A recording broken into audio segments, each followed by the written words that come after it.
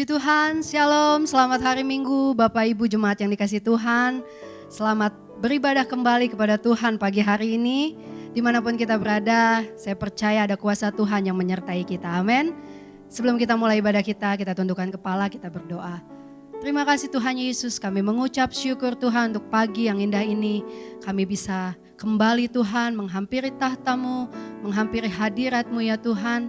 Bila kiranya tiap pujian penyembahan yang akan kami naikkan itu menyenangkan hati Tuhan. Kuasai kami dimanapun kami berada Tuhan, walaupun secara online, tapi kami yakin kuasa Tuhan tidak terbatas.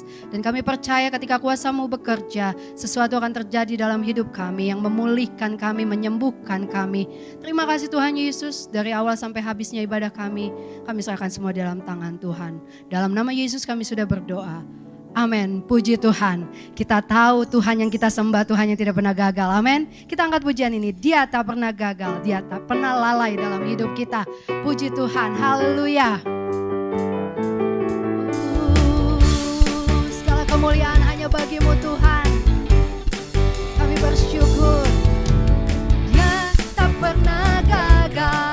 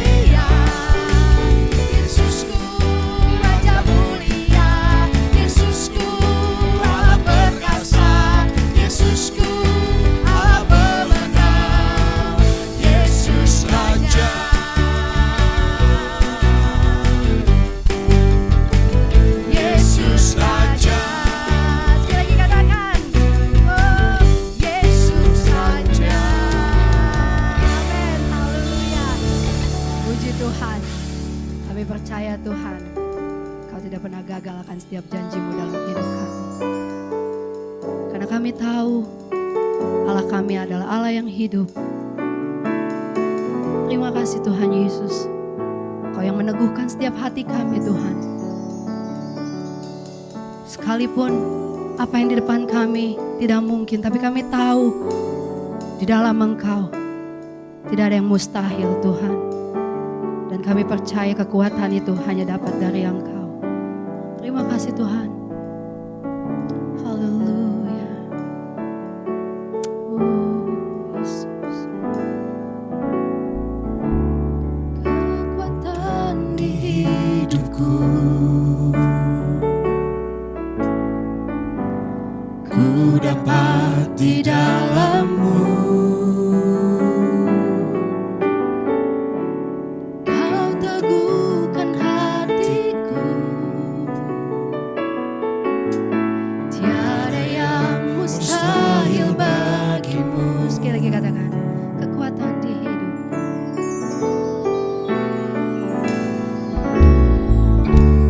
Kekuatan di hidupku,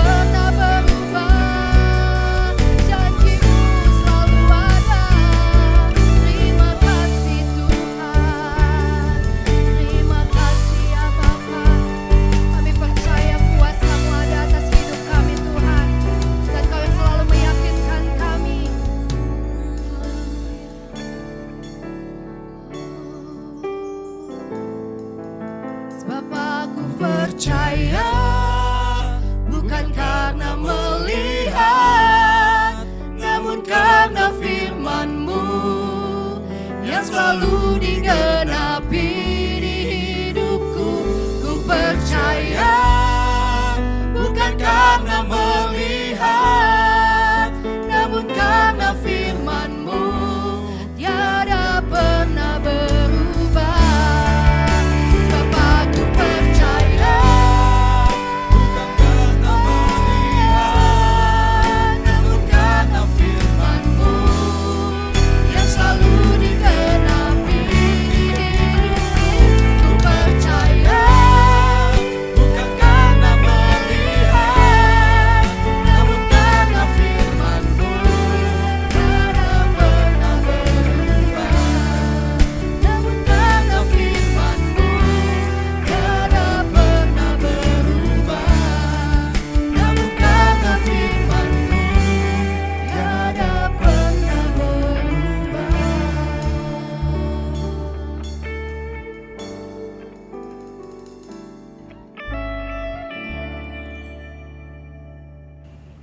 Bapa, kami bersyukur Tuhan buat kehadiran-Mu di tengah-tengah kami. Kami memuji, menyembah-Mu, dan saatnya kalau sebentar kami mau mendengarkan firman-Mu, Tuhan urapi setiap kami. Tuhan pakai mulut, lidah, bibir hamba-Mu untuk menyampaikan isi hati Tuhan. Urapi dan Tuhan lawat setiap kami. Di dalam nama Tuhan Yesus kami berdoa dan mengucap syukur. Amin. Shalom Bapak Ibu yang dikasihi Tuhan, senang menjumpai kembali. Kiranya damai, sejahtera, dan sukacita yang dari Tuhan melimpah-limpah atas kita semua. Hari ini saya mau menyampaikan firman Tuhan dengan judul Menarik Perhatian Tuhan. Terlebih dahulu kita baca dari Matius 20 ayat 29 sampai 34. Dan ketika Yesus dan murid-muridnya keluar dari Yeriko, orang banyak berbondong-bondong mengikuti Dia. Ada 2 orang buta yang duduk di pinggir jalan mendengar bahwa Yesus lewat. Lalu mereka berseru, "Tuhan, Anak Daud, kasihanilah kami." Tetapi orang banyak itu menegur mereka supaya mereka diam. Namun mereka makin keras berseru, katanya, "Tuhan, Anak Daud, kasihanilah kami." Lalu Yesus berhenti dan memanggil mereka. Ia berkata, "Apa yang kamu kehendaki supaya aku perbuat bagimu?" Jawab mereka, "Tuhan, supaya mata kami dapat melihat." Maka tergeraklah hati Yesus oleh belas kasihan, lalu ia menjamah mata mereka, dan seketika itu juga mereka melihat, lalu mengikuti Dia. Jadi ada 2 orang buta yang lagi duduk-duduk di pinggir jalan di luar kota Yeriko. Saat mereka duduk-duduk itu mereka mendengar ada banyak suara rame-rame. Sepertinya ada rombongan yang keluar dari dalam kota menuju ke arah mereka. Dan kayaknya ada orang penting nih yang lewat karena begitu banyak rombongan yang menyertainya. Dan orang buta ini bertanya-tanya, ada siapa sih yang lewat ini? Dan begitu mereka tahu bahwa yang lewat itu adalah Yesus, wah, mereka berusaha untuk bertemu dengan Tuhan.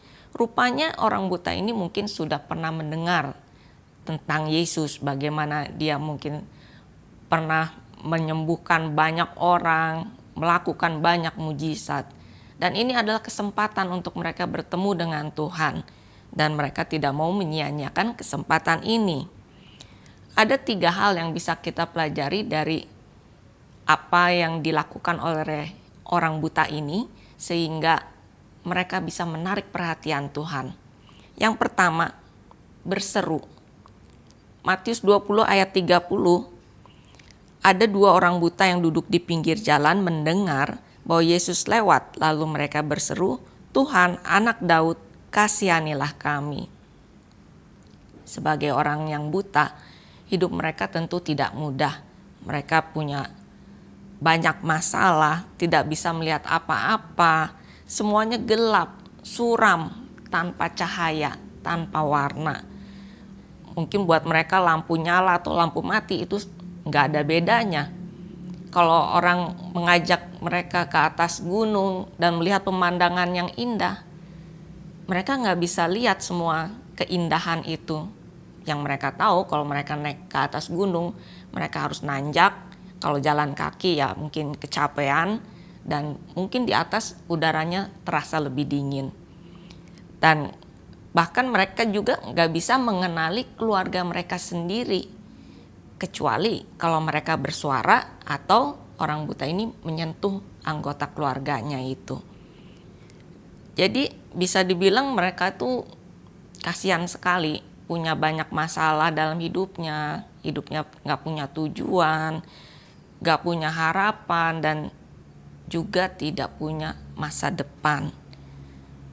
Maka waktu mereka tahu bahwa Yesus itu lewat di situ, mereka tidak mau diam dan menyerah dengan keadaan mereka. Mereka punya kerinduan bahwa Tuhan menjamah mereka, mengubahkan kehidupan mereka, sehingga mereka boleh mengalami pemulihan dan lawatan yang dari Tuhan. Mereka nggak mau tentunya hidup dalam kegelapan terus-menerus. Mereka percaya Yesus adalah jawaban yang mereka butuhkan. Tapi masalahnya, mereka tidak bisa melihat kemana mereka harus melangkah menghampiri Tuhan. Dan mereka juga nggak tahu yang mana Yesus di antara sekian banyak orang itu, karena mereka tidak bisa melihat. Jadi mereka memanggil-manggil Tuhan dan berusaha menarik perhatian Yesus. Tentu aja saya yakin dia gak memanggil Tuhan tuh dengan suara yang pelan. Kan di sana rame ya, gak mungkin dia panggil, permisi, permisi, Tuhan, di mana engkau? Yuhu, Tuhan, Yesus.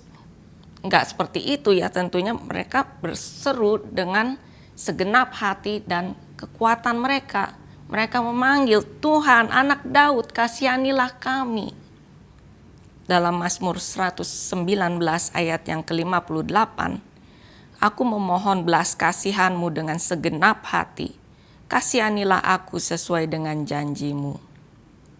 Seruan dengan segenap hati dan kekuatan ini sampai ke telinga Tuhan.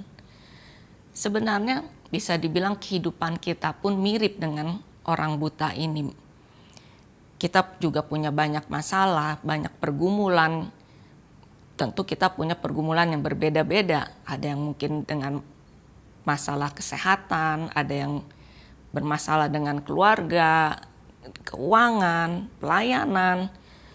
Belum lagi ditambah dengan situasi dunia yang semakin memanas akhir-akhir ini. Sehingga banyak orang mengalami putus asa, kehilangan harapan, takut akan masa depan, takut nanti bagaimana, begini, begitu. Sepertinya semua menjadi buntu dan tidak ada jalan keluar.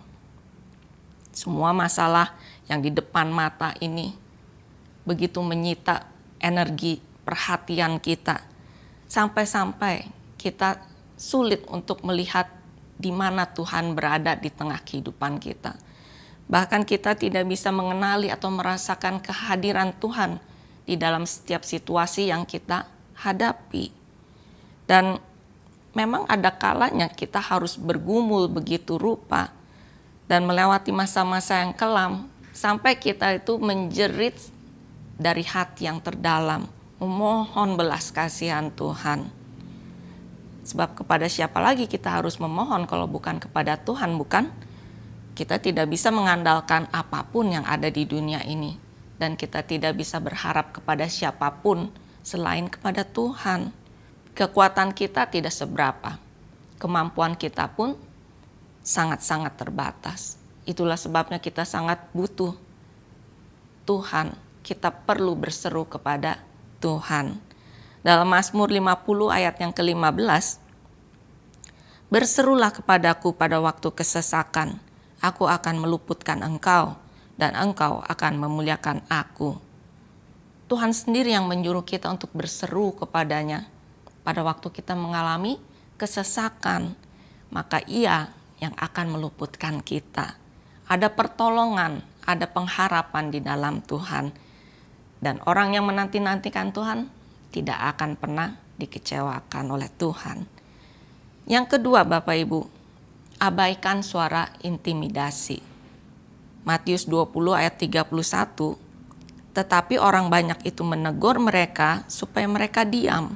Namun mereka makin keras berseru, katanya, Tuhan, anak Daud, kasihanilah kami.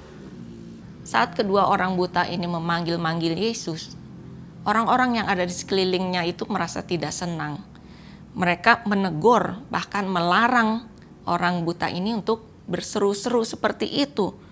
Dianggapnya dia tuh mengganggu, tidak sopan, berisik, udah diam, jangan begitu. Yang menegur itu bukan cuma 1-2 orang, melainkan orang banyak yang ada di situ. Ini bicara tekanan dari segala arah, Bapak Ibu. Sekalipun mereka ditekan, diintimidasi, tapi kedua orang buta ini tidak mau menyerah dan tidak mau kalah oleh tekanan yang mereka terima. Mereka tetap fokus kepada Tuhan, bahkan semakin keras mereka berseru kepada Tuhan.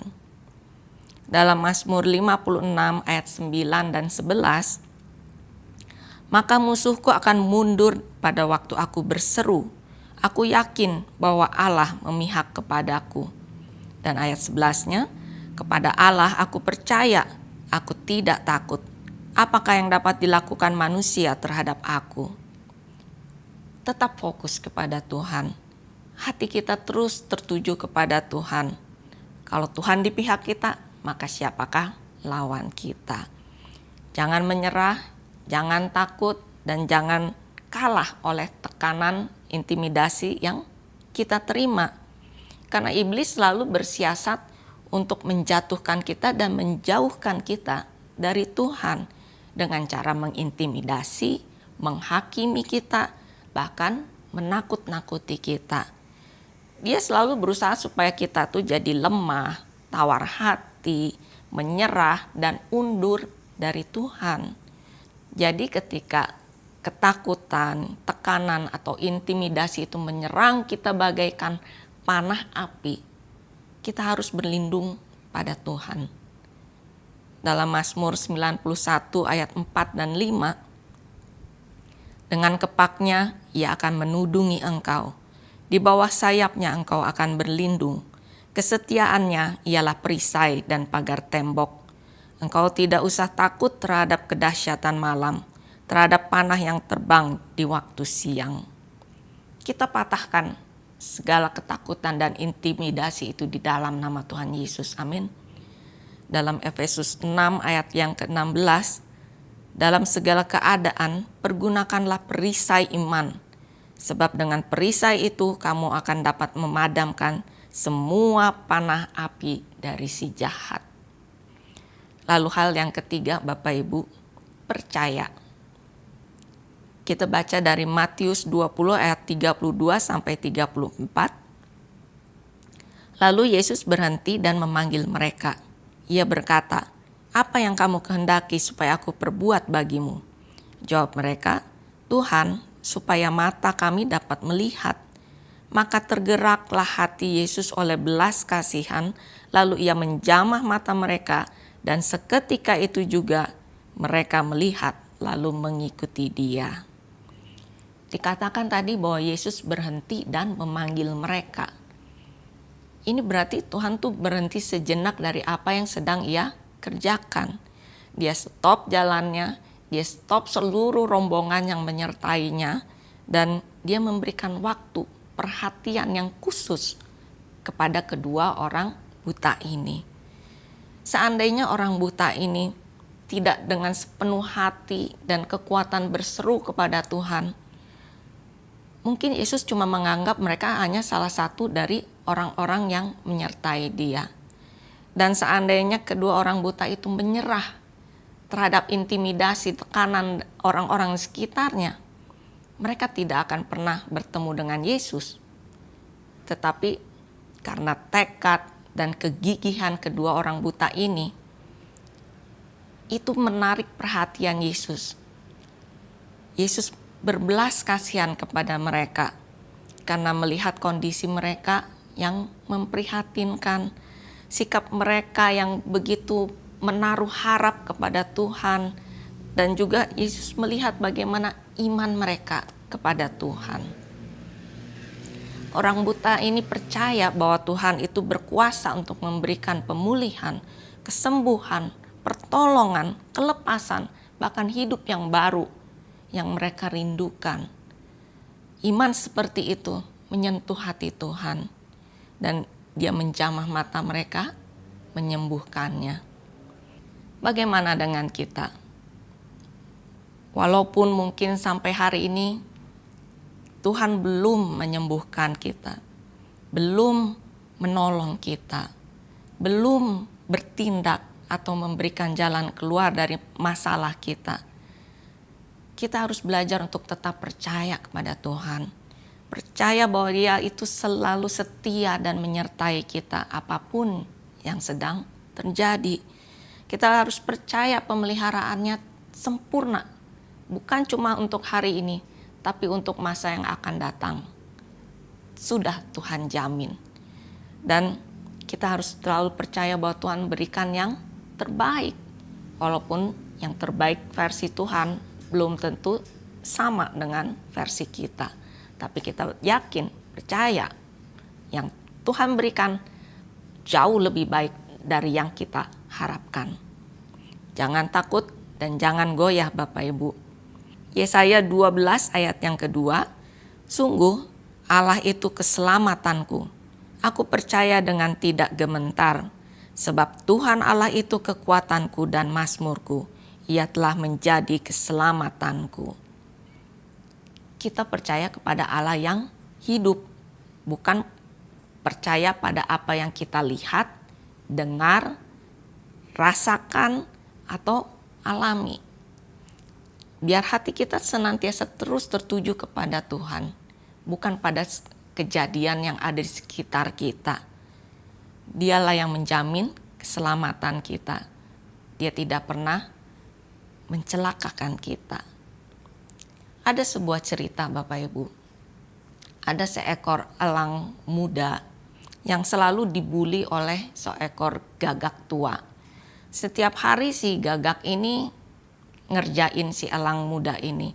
Dipatuk, disakiti, direbut makanannya. Mungkin dia juga suka diejek, dipermainkan. Tapi si elang ini karena dia masih muda, dia tuh takut. Dia gak berani melawan, dia diem aja. Dia cuma menghindar. Tapi makin hari si gagak ini semakin menjadi-jadi.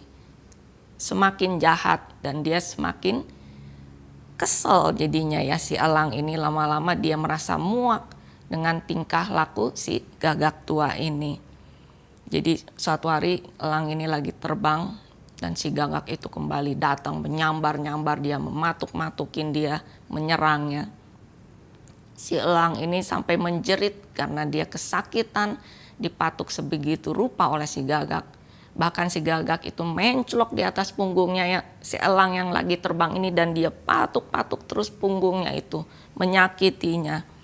Dan si elang ini tidak punya pilihan, dia terbang lebih tinggi lagi.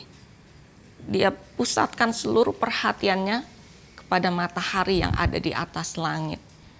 Dia bentangkan sayapnya lebar-lebar dan dia naik terus, dia lupakan si gagak yang lagi sibuk di punggungnya itu menyakiti dia. Dan ketika dia terbang makin tinggi, ternyata enak juga ya di atas ini. Dia belum pernah rupanya terbang setinggi itu. Mungkin dia gak sadar bahwa dia adalah elang yang bisa terbang sangat tinggi. Dan di atas itu udara semakin tipis, semakin dingin. Dan si gagak yang tadinya sibuk mematuk-matuk punggungnya si elang ini menjadi panik. Dia mulai kaku, dia gak bisa napas dan dia jadi dingin. Akhirnya si gagak itu jatuh, dia mati. Karena gagak itu tidak bisa terbang setinggi elang. Dan elang ini sejak saat itu dia bebas dari si gagak itu. Mungkin kita ini seperti si elang itu. Setiap saat kita diserang oleh masalah, pergumulan, intimidasi, kita takut dan tidak berdaya. tekanan dan himpitan Bapak Ibu, memaksa kita untuk lebih mengandalkan Tuhan, membuat kita lebih lagi melekat kepada Tuhan, memaksa kita untuk lebih lagi menaruh percaya kita kepada Tuhan. Tuhan selalu siap untuk menolong kita ketika kita berseru dengan segenap hati dan kekuatan. Abaikan semua intimidasi yang menyerang kita, tekanan yang menekan kita. Kita fokus saja kepada Tuhan. Cari wajah Tuhan. Biar hati kita benar-benar tertuju hanya kepada Tuhan. Dan kita percaya sepenuhnya kepada pertolongan Tuhan. Dia adalah Bapa yang baik. Dia akan beri kekuatan dan kemenangan kepada kita. Mungkin dia pakai semua hambatan, pergumulan yang kita hadapi itu untuk memaksa kita terbang lebih tinggi, lebih dekat lagi kepada Tuhan. Mari kita berdoa. Bapa, terima kasih Tuhan buat firman-Mu, biar firman-Mu ini boleh meneguhkan setiap kami, untuk kami terus fokus hanya kepada-Mu Tuhan. Keadaan kami mungkin tidak baik, sekitar kami pun menekan dan mengintimidasi kami. Tapi biarlah hati kami terus tertuju hanya kepada-Mu. Kami mau hanya memandang kepada-Mu saja. Dan kami percaya pertolongan kami datangnya daripada Tuhan. Bukan dari sekitar kami, bukan dari kemampuan, kekuatan kami sendiri. Yang kami butuhkan adalah Engkau Tuhan. Biar Engkau Tuhan yang memberikan jalan keluar dari setiap masalah yang kami hadapi. Tuhan yang memberikan keteguhan hati kami untuk kami terus menaruh harap percaya kami hanya kepada-Mu. Terima kasih Bapa. Kami percaya Roh Kudus akan terus menyertai, memberi kekuatan, memberi hikmat. Bahkan damai sejahtera dan sukacita yang berlimpah buat kami. Tuhan yang memberikan kami kemenangan, membawa kami lebih tinggi lagi, lebih dalam lagi mengenal Tuhan dan kekuatan kuasa-Mu yang dahsyat. Terima kasih Bapa. Kami juga berdoa bagi seluruh jemaat-Mu. Tuhan yang memberkati, Tuhan yang mencukupi, Tuhan yang memeliharakan setiap anak-anak-Mu. Tuhan berikan jalan keluar dalam setiap permasalahan yang dihadapi Tuhan. Terima kasih Bapa. Kami percaya Engkau Tuhan Bapa yang baik. Engkau senantiasa menyertai dan melindungi kami anak-anak-Mu. Tuhan berkati juga seluruh gereja Bethel Indonesia dimanapun berada. Biar gereja-Mu Tuhan boleh menjadi terang dan garam dimanapun berada. Menjangkau banyak jiwa untuk mengenal Tuhan dan hidup benar di hadapan Tuhan. Tuhan berkati juga pemerintah kami Indonesia. Biar negeri ini Tuhan boleh mengalami lawatan dari-Mu. Boleh mengalami revival Tuhan. Banyak jiwa boleh datang kepada Tuhan. Biar ada damai sejahtera, keamanan, kerukunan di negeri ini. Pemulihan di segala bidang. Terima kasih Bapa. Kalau sebentar kami berpisah, kami siap untuk menerima berkat yang dari Tuhan. Mari Bapak Ibu, angkat kedua tangan kita, arahkan hati kepada Tuhan. Dan terimalah segala kasih karunia, anugerah, berkat yang berlimpah-limpah dari Allah Bapa. Kasih yang sempurna dari Tuhan Yesus melalui pengorbanannya, juga kemenangan, sukacita, penyertaan, perlindungan, pertolongan dari Roh Kudus menyertai kita mulai hari ini sampai selama-lamanya. Di dalam nama Tuhan Yesus Kristus, kita yang menerima berkat ini sama-sama kita katakan, amin. Tuhan Yesus memberkati.